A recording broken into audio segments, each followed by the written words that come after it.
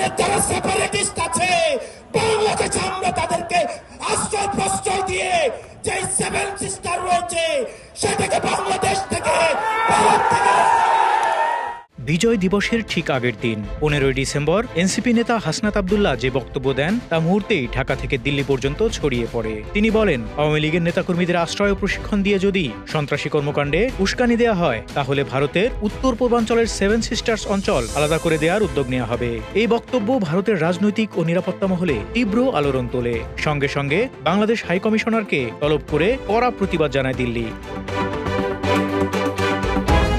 এরপর বিজয় দিবসের পরদিন বুধবার হাসনাত আরও কঠোর ভাষায় কথা বলেন। তিনি বলেন, খুনি হাসিনাকে আশ্রয় দেওয়ার জন্য ভারতীয় হাইকমিশনকে শুধু ধমক নয়, লাথি দিয়ে বের করে দেওয়া উচিত ছিল।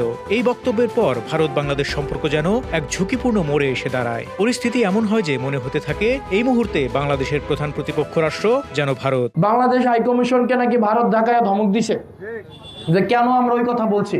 ওই ভারতীয় হাইকমিশনারকে এই খুনি হাসিনাকে আশ্রয় দেওয়ার জন্য শুধু ধমক না, লাথি দিয়ে দেশ থেকে বের করে দেওয়া উচিত ছিল।